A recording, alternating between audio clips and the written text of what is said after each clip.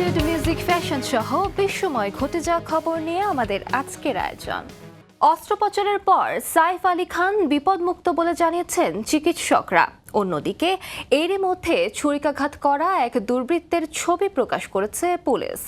নিজ বাড়িতে সাইফ আলীকে দুর্বৃত্তের হামলার পর মুম্বাইয়ে নিরাপত্তা ব্যবস্থা নিয়ে প্রশ্ন তুলেছেন অনেকেই। বিস্তারিত নিয়াজ শুভর রিপোর্টে। বলিউড অভিনেতা সাইফ আলী খানের উপর হামলার ঘটনার পর শুরু হয়েছে নানা জল্পনা।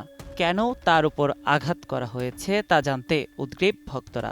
এই ডামাডোলের মধ্যেই হামলার ঘটনায় বন্দী গ্যাংস্টার লরেন্স বিষ্ণয়ের জড়িত থাকার বিষয়ে সন্দেহ প্রকাশ করে সরকারের তীব্র সমালোচনা করেছেন দিল্লির প্রাক্তন মুখ্যমন্ত্রী অরবিন্দ কেজরিওয়াল। বুধবার মধ্যরাত খান পরিবারের সকলেই গভীর ঘুমে আচ্ছন্ন। এই ফাঁকেই তারকা দম্পতির বিলাসবহুল অ্যাপার্টমেন্টে ঢুকে পড়েন এক বা একাধিক দুর্বৃত্ত। বাড়ির পরিচারিকার হঠাৎ চিৎকারে পাশের রুম থেকে বেরিয়ে আসেন সাইফ। অজ্ঞাত ব্যক্তির সঙ্গে ধস্তাধস্তির এক পর্যায়ে ধারালো ছুরি দিয়ে অভিনেতার শরীরে আঘাত করেন সেই দুর্বৃত্ত। শুটিং না থাকায় সেদিন সাইফিনার নিরাপত্তারক্ষীরা বাসায় ছিলেন না কোনো গাড়ির চালকও। প্রচুর রক্তক্ষরণে সাইফের শারীরিক অবস্থা যখন ক্রমেই খারাপ হচ্ছিল, তখন বড় ছেলে ইব্রাহিম বাবাকে অটোরিকশায় নিয়ে যান মুম্বাইয়ের লীলাবতী হাসপাতালে। 2.5 ঘন্টার সফল অস্ত্রোপচারের পর এখন তিনি শঙ্কামুক্ত বলে জানিয়েছেন চিকিৎসকরা। হামলার ঘটনায় জোর তদন্তে নেমেছেন মুম্বাই পুলিশ। ফরেনসিক বিভাগের কর্মকর্তারা সাইফের বান্দ্রার অ্যাপার্টমেন্টে গিয়ে হাতের ছাপ এবং নমুনা সংগ্রহ করেছেন। দায়ের করা এফআইআরে অভিযোগকারীর বয়ান রেকর্ড করেছে পুলিশ। তার অভিযোগ, হামলাকারী খান পরিবারের কাছে 1 কোটি টাকা দাবি করেন। শুধু চুরি বা লুটপাটের উদ্দেশ্যেই কি সাইফিনার বাসায় ঢুকেছিল দুর্বৃত্তরা, নাকি এর পেছনে রয়েছে গভীর কোনো চক্রান্ত, সেটিও খতিয়ে দেখছেন মুম্বাইয়ের দুদে পুলিশ কর্মকর্তারা। ইতোমধ্যে সাইফকে ছুরিকাঘাত করা এক দুর্বৃত্তের ছবি প্রকাশ করেছে মুম্বাই পুলিশ। তারকাদের আবাসিক এলাকা খ্যাত বান্দ্রায় তারকারা যেখানে নিরাপদ নন, সেখানে পুরো শহরের আইনশৃঙ্খলা পরিস্থিতি নিয়ে প্রশ্ন তুলেছেন বিরোধী দলগুলো। নিয়াজ শুভ, সময় সংবাদ। সহায়তার হাত বাড়িয়ে ক্ষতিগ্রস্তদের পাশে হলিউড তারকারা। কেউ দিচ্ছেন অর্থ, আবার কেউ নিজের গৃহের দরজা উন্মুক্ত করে রেখেছেন। বহু অনুষ্ঠান স্থগিত করা হয়েছে। তবে যুক্তরাষ্ট্রের লস অ্যাঞ্জেলেস সহ আশপাশের এলাকায় ঝুঁকি বাড়ছে ক্রমান্বয়ে। সরিয়ে নেওয়া মানুষের সংখ্যাও বৃদ্ধি পাচ্ছে সমানুপাতিক হারে। মার্জিয়া শ্রেয়া রিপোর্ট। দাউ দাউ করে জ্বলছে আগুন। এখনও প্রাণ বাঁচাতে ঘরবাড়ি ছাড়ছেন অসংখ্য মানুষ। ক্যালিফোর্নিয়ার এমন পরিস্থিতিতে হলিউডের অনেক অনুষ্ঠানই স্থগিত করা হয়েছে। পাশাপাশি ক্ষতিগ্রস্ত মানুষের জন্য তারকারাও এগিয়ে এসেছেন অনুদান ও আবাসন সহায়তা নিয়ে। আগামী 23 জানুয়ারিকে নির্ধারণ করে দ্বিতীয় দফায় বেছানো হলো অস্কার কার্যক্রম। ভোট গ্রহণের সময়সীমাও 17 জানুয়ারি পর্যন্ত বাড়ানো হয়েছে। তবে অস্কারের 97তম আসর এখনও পূর্ব নির্ধারিত সময় অনুযায়ী 3 মার্চ ডলবি থিয়েটারে অনুষ্ঠিত হবে। এদিকে যুক্তরাষ্ট্রের শীর্ষ কয়েকটি প্রতিষ্ঠানের মধ্যে the Warner music group $1 million, প্রযোজনা প্রতিষ্ঠান ডিজনি $15 মিলিয়ন এবং প্যারামাউন্ট গ্লোবাল $1 মিলিয়ন সহায়তা দিয়ে ক্ষতিগ্রস্তদের পাশে থাকার কথা জানিয়েছে। পাশে থাকার ঘোষণা দিয়েছে অ্যাপল সহ বড় বড় প্রযোজনা প্রতিষ্ঠানও। আবার দাবানলের কারণে শো স্থগিত রাখার ঘোষণা দিয়েছে নেটফ্লিক্স। গত সপ্তাহে জানিয়েছিল উইথ লাভ মেগান শিরোনামে লাইফস্টাইল শো নিয়ে আসছেন মেগান মার্কেল, কিন্তু এটি এখন আগামী 15 মার্চ মুক্তি পাবে। বিশ্বখ্যাত হলিউড তারকা অ্যাঞ্জেলিনা জোলি লস অ্যাঞ্জেলেস এলাকা থেকে সরে যাওয়া বন্ধুদের জন্য তার বাড়িটি উন্মুক্ত করে রেখেছেন। ক্ষতিগ্রস্তদের জন্য $1 মিলিয়ন সহায়তা ঘোষণা করেছেন অস্কারজয়ী অভিনেত্রী জামি লি কার্টিস, অভিনেতা লিওনার্দো ডিক্যাপ্রিও, মিডিয়া ব্যক্তিত্ব প্যারিস হিলটন সহ অনেকেই। নিজের পোশাক দান করার ঘোষণা দিয়েছেন অস্কারজয়ী অভিনেত্রী হ্যালি বেরি। এছাড়া আরও অনেক তারকা তহবিল গঠন নিয়ে কাজ করছেন। বেগুড ফাউন্ডেশনের মাধ্যমে $25 লাখ অনুদান দেওয়ার ঘোষণা দিয়েছেন সঙ্গীতশিল্পী বিয়ন্সে। লস অ্যাঞ্জেলেস ফায়ার ত্রাণ তহবিলে যাবে তার অর্থ।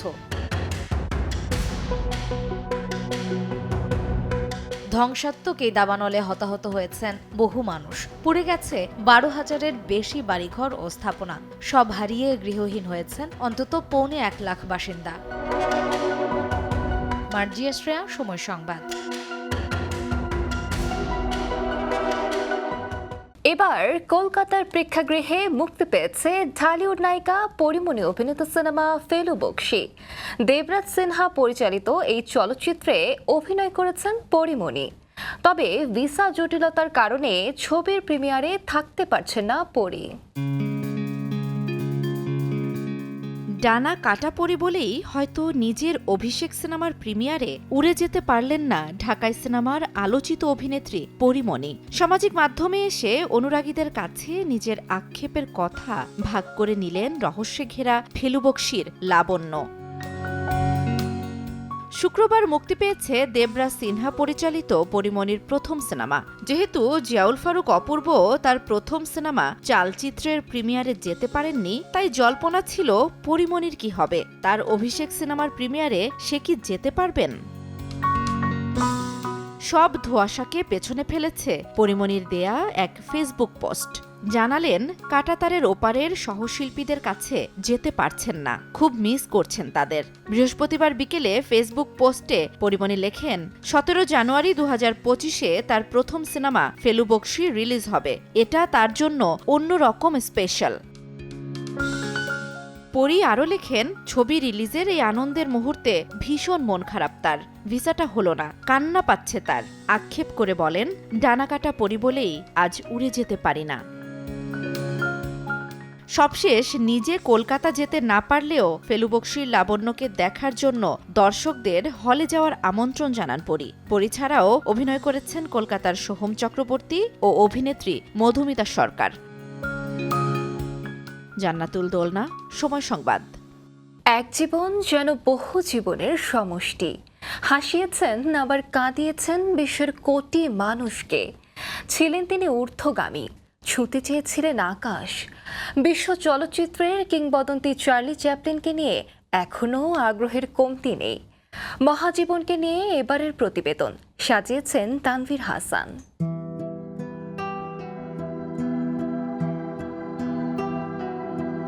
আমি বৃষ্টিতে হাঁটতে ভালোবাসি, কারণ তখন কেউ আমার কান্না দেখতে পায় না। এই উক্তিটি তার, যিনি নিজের চোখের পানি আড়াল করে শুধু মুখ অভিনয়ের মাধ্যমে হাসিয়েছেন অগণিত মানুষকে। তিনি একাধারে লেখক, অভিনেতা, পরিচালকও। চরম দারিদ্র্যকে জয় করে ঠাঁই নিয়েছেন বিশ্বের কোটি মানুষের মনের কুঠুরিতে। তার জীবনটাই একটা চলচ্চিত্র। তিনি হলেন চার্লি চ্যাপলিন। হলিউডে প্রথম থেকে মধ্যকালের বিখ্যাততম শিল্পীদের একজন চার্লি, কিন্তু বিখ্যাতদের জীবন নিয়ে থাকে বিতর্ক। চার্লিও তার বাইরে নয়। তার জন্মদিন কবে নেই তার কোনো দালিলিক প্রমাণ। জন্মস্থান নিয়েও রয়েছে সন্দেহ। ব্রিটিশ অভিনেতা হিসেবে পরিচিত হলেও নিজের জন্মস্থান বলতেন ফ্রান্স। আবার 1981 সালের আদমশুমারি তথ্য মতে চার্লি তার মা ও ভাইকে নিয়ে থাকতেন অস্ট্রেলিয়ার সিডনিতে। বাবা মা দুজনই মঞ্চের সঙ্গে যুক্ত থাকায় চার্লির এই পেশায় আসা ছিল সহজাত বিষয়। শৈশব সম্পর্কে একবার চার্লি বলেছিলেন, যদি ভাগ্য সহায় না হতো তাহলে লন্ডনের পথে পথে আমি চুরি করতাম, আর বেওয়ারিশ লাশ হয়ে আমাকে যেতে হতো কবরে। বাবা মায়ের বিচ্ছেদের পর চার্লির জীবন কেটেছে অতি দারিদ্রতায়। প্রায় বকেয়া ভাড়ার জন্য বাড়ি থেকে হতে হয়েছে বিতাড়িত।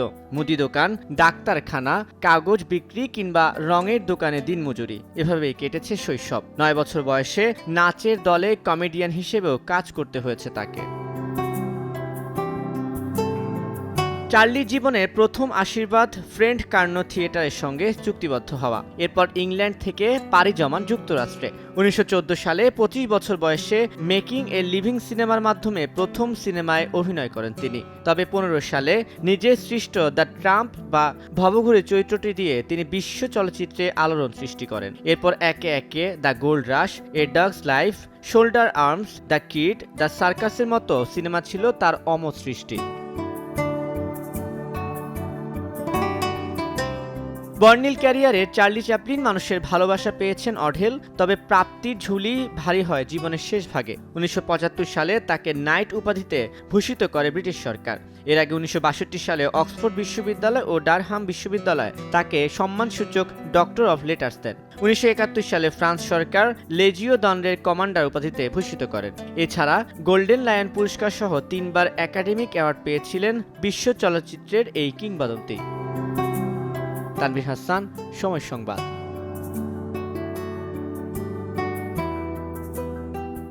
বিশ্ব সঙ্গীতের পথরেখায় 50-এর দশক যদি হয় এলভিস প্রিসলির আর 60-এর দশকটা বিটলসের, তবে 70-এর দশকটা চোখ বুজে জন ডেনভারের। বড় হওয়ার পুরোটা সময় যাকে ঘিরেছিল উড়োজাহাজ আর গান, জীবনভর সেই গান আর বিমানের দোলাচলেই বিদায় নিতে হয়েছিল বিমান পতনে। তবে দিয়ে গেছেন অনেক গান যা এখনো প্রেমে ভাষায় আন্দোলিত করে আপ্লুত।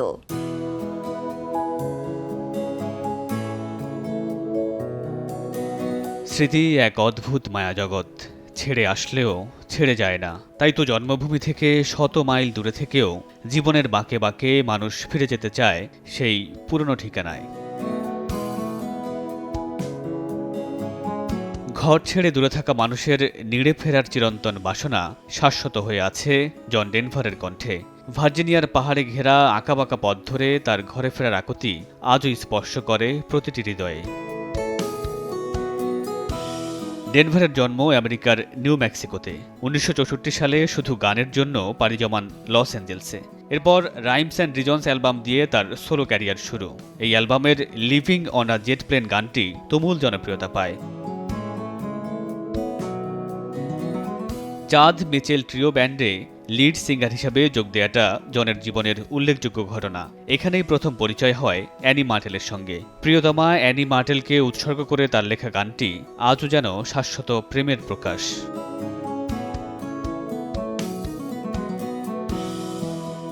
ভালোবাসা আর প্রতিবাদই ছিল ডেনভারের অনুভূতি প্রকাশের অন্যতম ভাষা। তবে এই প্রতিবাদের সুর তীক্ষ্ণ তীরের মতো না এসেছে একাকী সন্ধ্যের মন খারাপের মতো।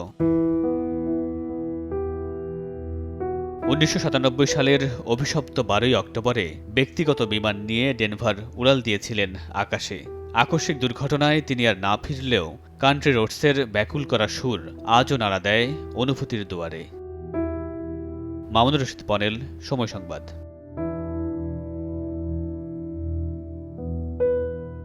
এই ছিল বিনোদন বিশ্বের আজকের আয়োজন। সঙ্গে থাকুন সময়ের।